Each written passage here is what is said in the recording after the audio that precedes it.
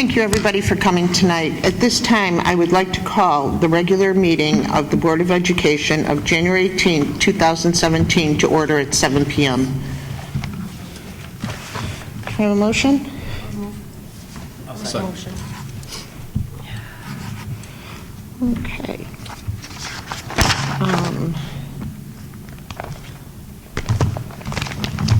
Call the roll. DeSecchi, present. Downs? Here. Iwanio, absent. Flanagan? Here. Hargis? Here. Lukasik? Here. Alturas? Here. Also in attendance tonight is Dr. Borshevsky, Wendy Flannery, Kathy Tomaszewicz? No? Kathy Brandt, Eric Humbles, Mike Daney, Melissa Kartzimus, Constance Stavros. Did she stay? Mm-hmm. Tiffany Leva, Donna Maglione, Stephanie Orsa, and others. Brian Amsler, Rula Bajian, no. Louise Stomper, of course not. And Darcy Crea is not in attendance. We have a quorum. If you wouldn't mind standing for the pledge, please. I pledge allegiance to the flag of the United States of America and to the republic for which it stands, one nation, under God, indivisible, with liberty and justice for all. Thank you, everybody. As you can see, our secretary is out tonight, so at this time, I'd like to entertain a motion to nominate Rich Flanagan as interim secretary. Second. Okay. Any questions, comments, or concerns? I'm concerned. Alturas? Yes. DeSecchi, yes. Downs? Yes. Iwanio, absent. Karen's going to kill me tomorrow. Flanagan? Yes. Hargis? Yes. Lukasik? Yes. Okay. This time I'd like to make a motion that we accept the nomination of Rich Flanagan as interim secretary. Somebody move, please. I move. I'll second. Okay. Alturas, the second, and Hargis. Questions, comments, or concerns? I'm concerned. Alturas? Yes. DeSecchi, yes. Downs? Yes. Iwanio's absent. Flanagan? Yes. Hargis? Yes. Lukasik? Yes. Thank you, everybody. Rich will be the interim secretary. Okay. Here's the motions. Actually, this one is yours. I'm going to give you the right. I'd like to make a motion that everyone refer to me as the delightful interim secretary, please. Thank you. Okay, and then... Take copious notes. I've No. already talked about taking copious notes. Back to Kathy. We'll be starting with Alturas on each one of the votes. Okay. Okay. Any kind of discussion, if you do have notes, go ahead and write them here. Okay. And then, just as I asked you, the motion, circle, and second it back. Okay. Okay? Thank you. Thank you, everybody. Sorry about that. At this time, I'd like to entertain a motion that the Board of Education establish the consent agenda as presented. I'll move. I'll second. Alturas, second. Thank you. Questions, comments, or concerns? Okay, Rich, call the roll, please. Alturas? Yes. DeSecchi? Yes. Downs? Yes. Iwanio, absent. Flanagan, yes. Hargis? Yes. Lukasik? Yes. And then just put absent by Tina. Yeah. Thank you. Motion passes. This time, I'd like to entertain a motion that the Board of Education approve the consent agenda. I'll move. I'll second. Lucas is second. Thank you. Any questions, comments, or concerns? Okay. Okay, Rich. Alturas? Yes. DeSecchi? Yes. Downs? Yes. Iwanio, absent. Flanagan, yes. Hargis? Yes. Lukasik? Yes. Motion passes. As we had no items removed from the consent agenda, we'll move on. And then At this time, we allow for public participation. We ask that anybody requesting to speak to the board fill out a white form real quick, just name and phone number. I do have one, but it was requested that they come at the second public participation. Is there any down there, Jeremy? Nothing? Okay, so we will move on. Should we make a note that we're not voting on this? It's actually in here. Remove from agenda, Bill did not come in. Okay. Okay, thank you. I'm sorry, I should have probably told you that. Yes. Well, I was just worried that if the agenda was published, people would be Right. questioning why. Yeah, the bill just didn't come in, but it's already written in the board minutes. Okay, thank you. Okay, so at this time, we allow for the principal reports and the enrollment reports. Eric's on it. I was like, okay, principals, go. Payment of legal bills was removed from the agenda because the forensic Rattler bill did not come in on time. Right. So the board didn't take action on that item. And it's reflected in our notes.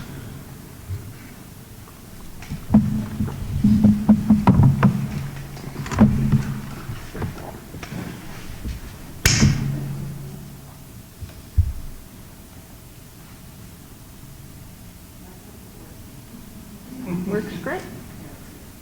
Well, Eric's here today. Yeah. I'm sorry. So now we'll move on to examples of excellence.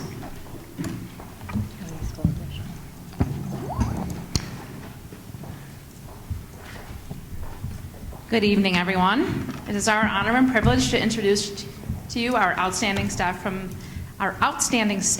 Kennedy, who's joining us this evening. It's really nice to see so many faces today. From our reading room, Kristen Stringer, Tammy Erickson, Sherry Grimaldi, Barbara Brzezowska, Tanya Desheva, Julie Feister, Diane Serio, Rose Karras, and Annie Weinthaler. We have our third grade team. So excited to move into our new spaces. Bonnie Bricker, Nicole Kennedy, Sharon Mantova, Kimberly Sendelbach, Caitlin Hillner, and Erin Butts. From our music department, we have Caitlin Teeter. From the art studio, we have Melissa Berlanga. And from our media center, we have Becky Schofer with us.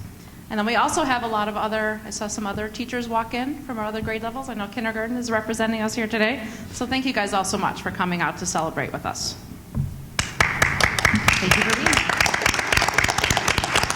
A year ago, we were holding the January school board meeting at Kennedy School, and we hosted a community forum with the help of all of our staff members to really showcase the needs, the overcrowding, and the need for more space for our students.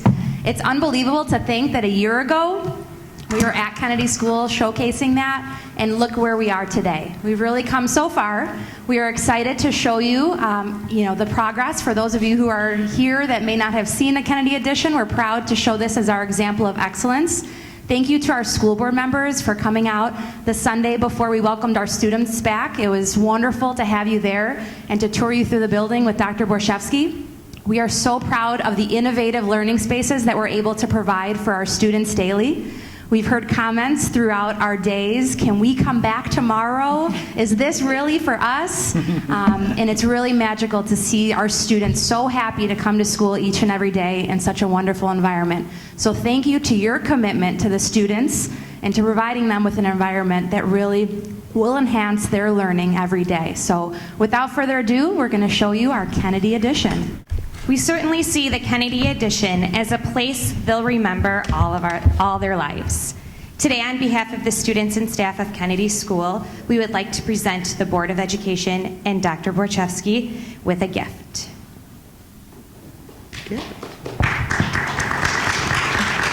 Wow. Wow. Thank you so much. Oh, how cute. Oh, how great. You know, as great as that presentation is, I did get to tour the school on Sunday with everybody, and it was wonderful. It was beautiful. It was so exciting. And I remember thinking back to when our architects came, and they brought a book. And they had pictures of what they wanted our school to look like. And there were generic little, not stick figures, but generic figures on it. And I remember thinking, oh, okay, so at least they're thinking of children. But honestly, what they should do is get some of these pictures and put them in their next presentation, because this is awesome. So thank you, everybody. Thank you so much. Kleenex, remember? Kleenex? Oh, thank you, I said everybody. this to you yesterday, but I'll keep saying it. You know, it's been, Melissa said a year, but it's been a long year, right, for some of us, especially Oh, those of yeah. you that are working in this space while we're improving it. And your professionalism and your patience and your kindness towards each other, and in particular, Melissa and I, throughout the process is so appreciated and respected. And we're so proud and thankful that we have a board that puts children at the forefront of their decisions every single solitary time, which allows us to do what we do every day. And thank you for being who you are and always putting our kids at the forefront of your decisions as well. So thank you. Thank you. I'm very sorry, but I do forget, were there any reading room teachers here? Yes, there are. Okay, what about this space, huh, compared to last year? Did you get lost in these rooms? Because I saw last year's space. So thank you for putting up with that. Very small thank you for this, but this is just so much better. Kids are actually excited to come back and learn. I think as we move on over the years and we see all the improvements that we're doing, it's going to be very exciting. So thank you. I'm sorry? Kids will never want to go home. Take that down. Thank you. I'm sorry, I lost this again. Tina's not here, so we're going to just go ahead and skip the bulletin board. Take that down. Yeah, thank you. So I think we're at once. Yeah, we're at old business information, Rich, so you are fine. Thank you. At this time, we have some old business information. If you remember at our last meeting, we had asked Kim and I believe Mike, there were some possible issues with some of the lights at Kennedy, and we asked Mike and Kim to maybe bring back a few options. The outside lights. The outside lights along the drive closer to Scott Street. And so, Kim? So we do have some options for the lights along the lane. I do want to remind the board that we did go with LED amber lights, which is a low-level lighting, much different than what you would have in especially a white light that is an LED. And the lights were designed to zero out at the property line, so they fan out and zero at the property. But some options to address the needs of a resident along that lane. One is to put shields on the lights, so you could put a shield on the light, and then what that does is force the light to shine directly down onto the lane, so it won't fan out to the fence line. That's your first option, and that one is about $1,000 for both lights. It's the first two lights that are in question. The next option is to adjust the two lights and put them on their own breaker. Right now, all of those lights are on one breaker, so you can split the circuit. Thank you. I'm learning a lot. And put each of those lights on their own circuit, and that's about $3,500. And then going forward into next year, part of the project in the summer is the parking lot at Kennedy School, because although we added a driveway lane and additional parking, we didn't address the undercuts that need to happen in the existing parking lot. That was always part of the plan for next summer's work. In that plan, of course, will be additional lighting in that parking lot. So at that time, we could move these two tall light fixtures into the parking lot, which are going to be needed there, and put a more low-level fixture along the lane that doesn't shine down, because it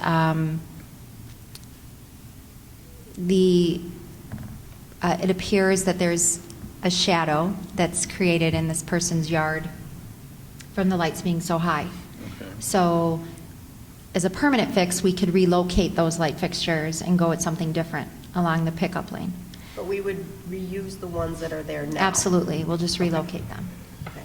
So basically, at this point, you have three three options to consider. The most immediate two are the shields, adding the two shields and then adjusting the breaker. And then again, in the long term, we can talk about moving those lights at a later date. So if we put the shields on, it's $1,000 a piece, No, it's $1,000 for both. For both. For both. okay? And then if we move them into our parking lot, then we wouldn't need those shields. We could move them with the shields, you know, and think about placement with the engineers and the architects, knowing that the lights have shields on them. The shields don't have to remain on them. The thing about the breaker, what that does, just so you understand, is the idea behind that would be if they're on their own breaker, then we can manually shut those lights down, which means the custodians would turn the lights off completely when they leave for the evening. At dark. When we need them on the property to be lit. Right, so you could keep Right? them on. Yes, With the absolutely. shields. Oh, so right now, the lights are operated by solar, just so you understand. So they go on, right? Solar sensors, so they go on at a certain level of darkness. If we put them on a breaker and the custodians turn them off, then they're just off. You can still keep them on the sensors with the shield, right? So they're still going to light down directly onto the lane, they just won't fan out on the property. With the breaker, we can turn them off every night. We can turn them on when we have an event and keep them on. We can kind of decide when they're on and off. But they will be off overnight. But the Where shields. now, they're on overnight. Right.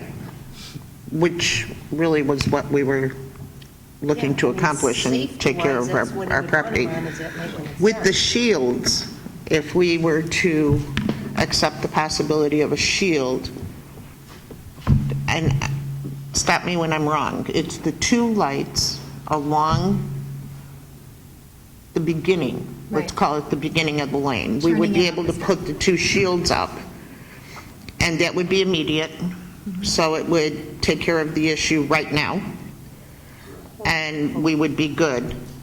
But this would have to be, this would be it.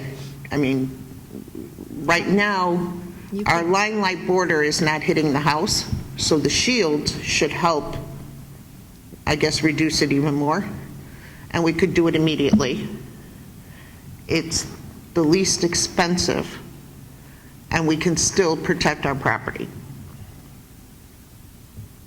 Yeah, I just kind of don't understand why we would have a light and then turn it out when it gets dark. I mean, I thought the purpose of the lights was to keep the property lit so that we aren't having security issues. And I agree with that. What is the lights stay on here at Lincoln overnight? Yes, yes, they do.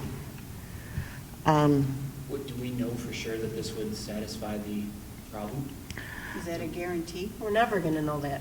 And see, that's my concern, is that I'm very respectful of the gentleman's issues. But I just have a feeling that they will keep going. And if we knew that this would satisfy what's concerning him, then it would be a little easier to stomach another $1,000. I understand that, Jeremy, but unfortunately, the other options are really not viable options. Or no option. So I'm willing to work with, Jeremy's point is or nothing. Or nothing. We did, Mike and I had a long conversation, and it appears that, you know, they feel like these lights are changing their experience. They feel at the last board meeting that the board, they felt like they were being bullied. I'm just going to put it out there. And Mike and I assured them that the board's position is to respond to the concerns of the resident in every situation. At the same time, they can't compromise the safety of their site and their kids. So we talked to Mr. Ryerson this week and presented all three options, and he seemed to be pleased with these options that we have. Now, of course, as far as the shields are concerned, there's no way of knowing until the shields are up if it's going to stop casting the shadow that he's speaking of. But, you know, we could put the shields up knowing that in the long term, we're thinking about relocating those fixtures, which are going to then be replaced with a more low-level fixture that won't shine over, you know. The issue is when you look out the window, you see a light.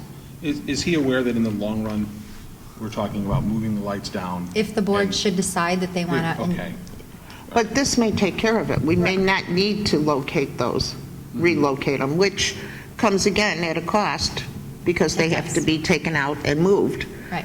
So with the understanding that we've done this, and again, also understanding the line light border is not touching the property, but we're making it a little bit easier. I'd like to be, this is our solution. I don't want to spend, money to turn on a breaker, or I'm sorry, to put a breaker in to defeat the purpose of why we put the lights there, to protect our property. And we may not be able to move these lights. We may not do it. But I think the shield is what's going to help, because you won't be able to look out his window and see the light bulb because the shield will be there. So I think that's going to be our best approach. Well, we hope. We hope that you won't see the light bulb when you look out the window with the shield. Well, even with the shield, it's 3 feet long, 2 feet long? We don't know the dimensions. Oh, of the okay, shield. I'm sorry. I thought we heard that they were going to be, No, what was said was, in order to completely block the bulb, you would have to have a shield that was 3 or 4 feet long, which is why then they came up with the dialogue about the circuit and the breaker. oh, yeah. These no. shields are not, they're not custom. I mean, they make shields, they put them on street lamps, Mm-hmm. they make these shields and use them all over. We just don't know if, when we put the shield on, if that's going to be acceptable.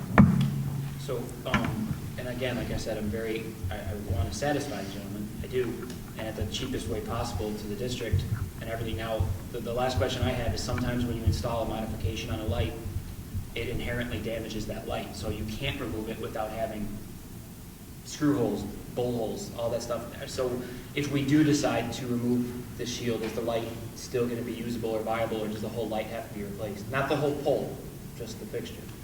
So No, we can move the fixture with the shield. Once we no, put- I'm saying okay, Yeah. I get it. we have to keep the shield on, Yeah. to answer yeah, your question. I was thinking something. I know what you're saying. Can we replace it without the Is shield? there a way that we can actually have the shield come out and fit it to see what it looks like? No, because you have to before order. We have to order it. You have to order it? I mean, there's nothing out at another school, at a shopping mall? There's no samples we street, can yeah, look there's at. no samples somewhere? I can ask if they have sample shields I for mean, us to look before at. we even think about buying anything, I want to see if it actually works. If it Um, doesn't, then it's $1,000. I think it's worth a try. I mean, if it helps appease the situation. It's tough. I mean, on one hand, I want to say it's only $1,000, but it's not only $1,000. Oh, there's never only. I know, that's what I mean, it's money. Even if we make the attempt and it's not exactly satisfactory, at least he knows that we're concerned for his concerns and we're trying to work with him. And that might make him a little less anxious about waiting for us to actually move the lights if that eventually becomes our solution.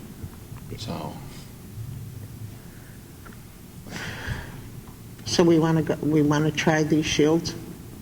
I mean, it's very possible that this is it. I mean, we have to understand that too. This may be the only solution we have. Right. And I need Anybody everybody, else complain about the light situation, like anybody across the streets? no. But this may be our only viable option. I forwarded you an email that was sent today about light pollution. Did you all see that? Yeah, unfortunately, the definition of light pollution is a little different. It's ruining the blackness of the night is what light pollution actually is. No, I was just So- sharing with you the email that he sent regarding light So I think what we want to do is decide if we want to try. I have a question. If we put the shield on, is it only going to light straight down? Do we know that? Yes. That's a guarantee. So it's not going to light the area that we want it? So originally, the idea behind these lights is they, like I said, they fan out and zero at the property line, which they are doing. Mike and I were there when we lit those things the very first day at 4:45 in the morning in December. And they do zero at the property. It's just that because they're so high up in the air, when you the claim is that when he looks out his bedroom window, right, Mike, he sees the light. He sees the light from his. Got an alley behind the lights coming into the house. That's what you do. So the idea is that he doesn't want to see this light when he looks out his window. So if we put shields on them, the hope behind the shield is when he looks out the window, he just sees the shield and not a light bulb. But we just don't know, right? I mean, we just have to put the shield on and see, because according to the architects, you may need a 3-foot, 4-foot shield to block that. You don't know. We won't know until we put the shield up. You feel that will be a big improvement. They don't want to say they guarantee you won't. Right. Exactly. Right. Exactly. But they do feel that it, But I think it'll be a big improvement. Okay. They don't want to guarantee it that. okay. It's In their opinion, Even in the their fact that opinion, they the light have their shields will be an opinion. improvement. But these are architects. Right. And that is what their opinion is. They don't live there, and they're not the person that's looking out their bedroom window. They're not scientists. So, Okay. we've done light studies. I mean, the engineers, these are engineers that installed these lights. I mean, they're designed to zero at property, and they are. But this isn't the issue. Right. The issue here is I don't want to see a light when I look out my window. See, and that's what I'm trying to say. Even It's not if, necessarily that it's shining in, it's he sees it. right. But we also have to understand the fact, no matter what light we put there, you're going to see light. So I want everybody here to understand, we may not be moving these poles in the summer. This is what I'm trying to work and make sure we try and come up with some kind of viable solution. But if this doesn't work and we put a different light in, there is still light, and we have to light the property. So, I think Mike and I both agree that the shields are a good. I think so too. And I that think is it's definitely a at this decent point. solution. That is our recommendation at this point, is to But- put the shields on. That might be it. That's enough for me. Okay. All right, let's ask them to work on it. Okay. Okay, the next one is safe route to school stop signs. As you know, we had an issue. The lights were being shut off a little early. They've been turned back on. They're on until 9 o'clock at night now. We found out that, we had a meeting today, and we found out that, like, during the summer, it's bright till 9 o'clock at night. Probably won't be on at all. There was one issue at Kennedy School. We met with the mayor today, and it came up. The light at the corner of, southeast corner of Scott and Eden had been relocated to the corner of Forrester and Lynn because that light was out. So the light there at Scott and Eden, which happens to be right where we're talking about our lights, in our parking lot, they ended up, the mayor told us today they had to move that light to the corner of Forrester and Lynn. The stop sign. Lighted stop sign. The lighted stop sign to the corner of Forrester and Lynn, because that light was out. So as I was driving around tonight, lo and behold, the stop light at Forrester and Lynn, stop sign, is still not working. So I'm not absolutely certain where the stop sign from Eden and Scott is, but I can tell you right now, it is not at the corner of Forrester and Lynn. So tomorrow I'll look and see if I can figure out what happened there. But out of the 39 stop signs that are in the village, 37 or 36 are working, and I think they're doing what they should do. When we met, as I said today, with the mayor, the village manager, the village assistant manager, and the chief of police, we talked about them, and we feel that they are beneficial in town. And we're pretty happy with them, but they will not be on weekends, and they won't be on in the summer. But living in Illinois, that's pretty good. they're, it's bright daylight here till 9 o'clock most days anyways. I think there was some talk about maybe for the school, the pool and the park area, maybe they'd be doing some things with them. Again, it's the village's decision what they do with them. But the one that, was brought to my attention at Eden and Scott, I did think it was placed over at Forrester and Lynn, but it appears that one is still out. So I'm not sure what's going on with that, but I'll find out. But other than that, I think it's really a great program. And I think it's a program that they worked hard to get into the village. It was a really good idea for them to bring it in. But, I think there's some quirks that need to be worked out of the system. They also did say they were going to bring back a lighted one. Yeah, Well, I think they were going to bring back the one that they moved over to Forrester and Lynn, but since it's not there, I don't know where it is. They did assure us that the flashing stop sign at Scott and Eden Would be back. Would be returned. So we'll figure out what's going on with that.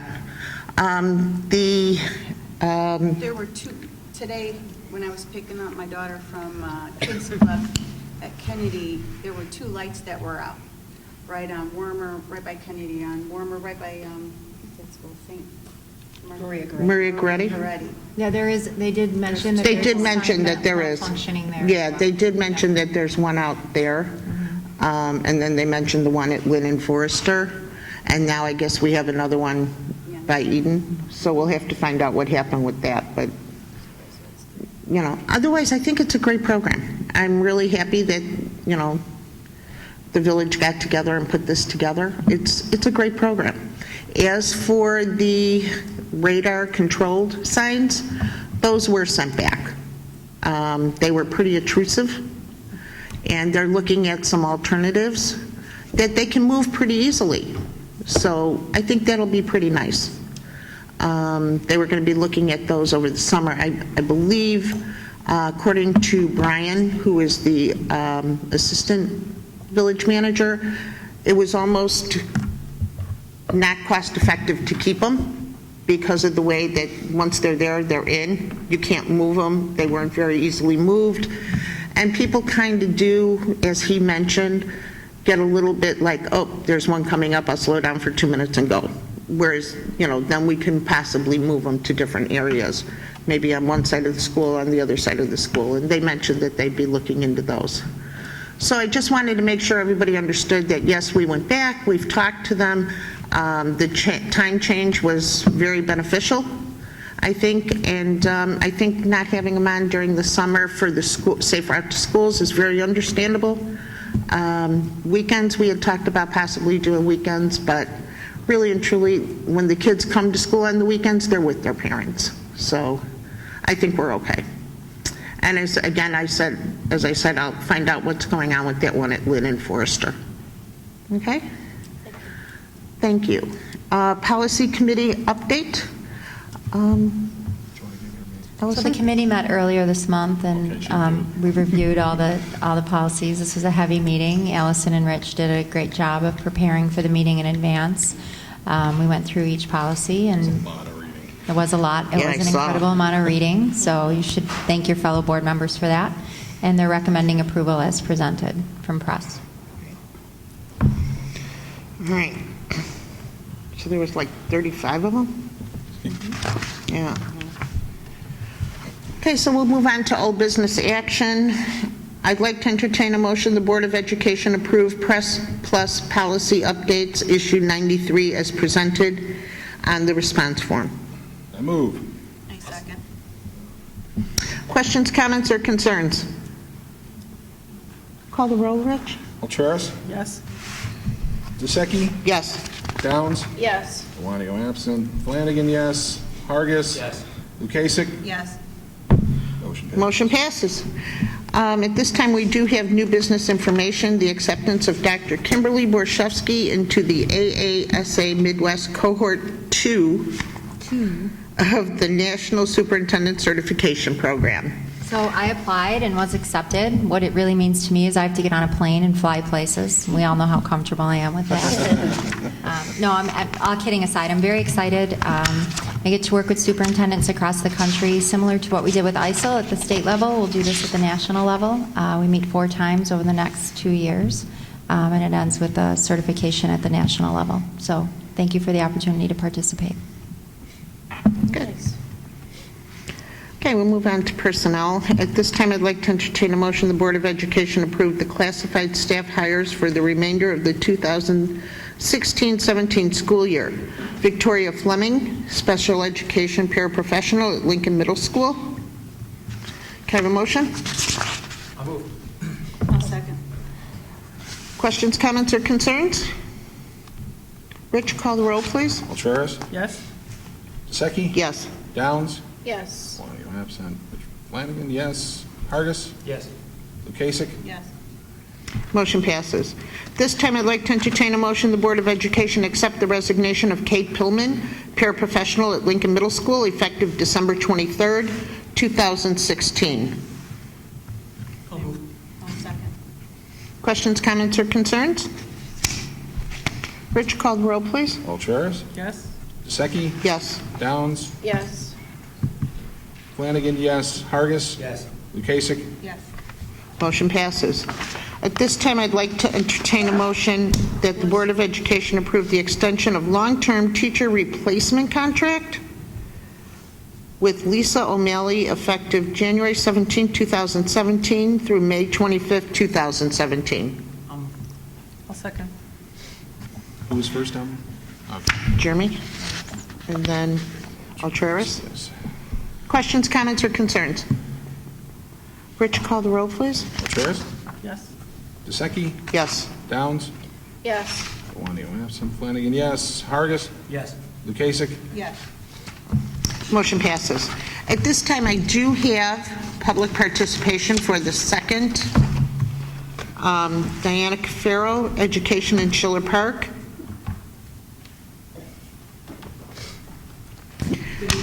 Hi. Diana Cafaro. I'm sorry, Diana. Thank you.